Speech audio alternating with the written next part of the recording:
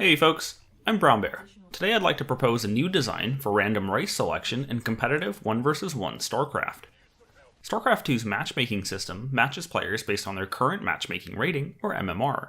MMR is a rough approximation of your current skill level. While the details of the system are not public, community members have approximated a few win percentages. For example, a 300-point difference confers a 68% win chance for the higher rated player.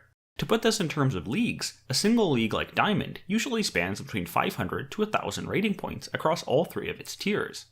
When StarCraft 2 launched, MMR was tied to a player's character, giving them a single rating in any given region. At the end of 2016, this was changed to be separated out by race. A single player in a single region can now have 4 distinct ratings, one for Terran, one for Zerg, one for Protoss, and one for Random. This is great for Terran, Zerg, and Protoss. Most players have a main race that they play exclusively. If you look at the data, 2/3 of worldwide battle tags are associated with a single race per character. A single rating meant that most players who chose to off-race wouldn't get matched against the right opponents, because a matchmaker would use their main race's skill rating. Separating the ratings out made it easy to play any race and still find a fair game. Unfortunately, this solution doesn't work as well for the random race. For example, let's say I'm a 4800 Terran, a 4500 Zerg, and a 4200 Protoss. If I play random, my rating will average out to between 4400 and 4600 MMR, but that's not an accurate reflection of any individual game. If I'm given Protoss against an equally rated opponent, I only have a roughly 30% chance of winning. By contrast, I'm more than twice as likely to win if I'm given Terran. That's not a good matchmaking experience, either for me or for my opponent. In fact, it's very similar to what it was like to off-race before ratings were separated by race.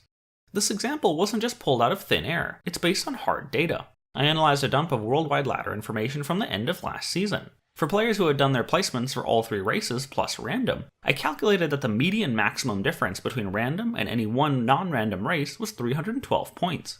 I further calculated that the median difference between the random rating and the average rating of the other 3 races was 119 points. The way to think about this is that the random race ends up being close to the average of your ratings with the other 3 races, but it's usually hundreds of points away from the best or worst race. This is a problem by itself, but it's exacerbated by the practical limitations of the matchmaker. Over my last 200 ladder games, the average rating difference between me and my opponent was 191 points. If you add on the 312 points that we just discussed, you end up with a whopping 500-point difference, equivalent to the gap between Masters 3 and Diamond 2. If a player at any level on the ladder can be consistently matched against opponents at a 500-point difference, that's a real problem, and it's one that's worth solving. Here's my idea.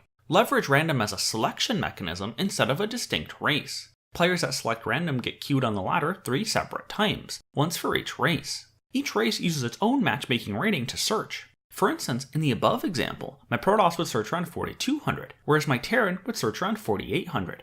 The first race to find a match would launch a player into the game, cancelling the other 2 searches. In effect, this would make rolling a certain race through random no different than selecting that race when you first queued for the ladder. This approach has 3 distinct advantages. 1. The matchmaker can more accurately match players because it's using their actual rating. If someone gets matched against my Zerg, it's because they're supposed to get matched with a 4500 MMR player. 2. There's more incentive to play random because players are guaranteed a fair game. 3. It eliminates the randomness in openers because players will know what race they're going against at the start of each game. Hiding a random player's race is often justified by the fact that random players need to learn 3 races instead of 1. But that unfairness is solved by the separate queues.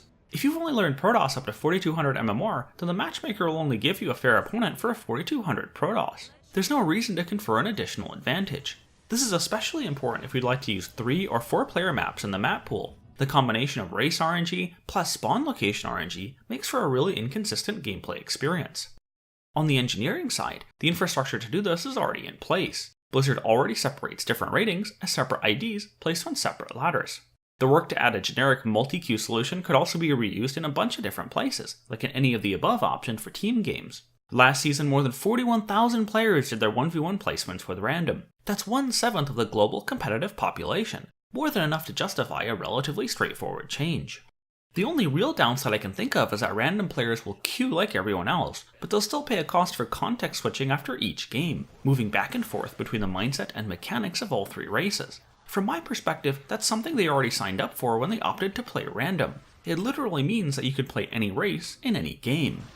In conclusion, this idea removes an element of RNG, makes the matchmaker more reliable, and gives everyone involved fairer matches. For consistency's sake, it could even be ported to team and custom games, but that's not strictly necessary because those game modes don't feature the same trade-offs as competitive 1v1.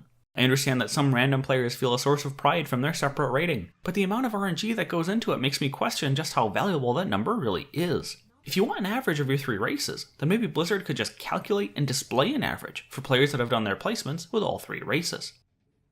Alrighty, what do you guys think? Let me know in the comments down below. If you enjoyed this video, I'd love it if you followed me here and on Twitter and Facebook to receive regular content updates. The relevant links are in the description below. All the best, and see you next time.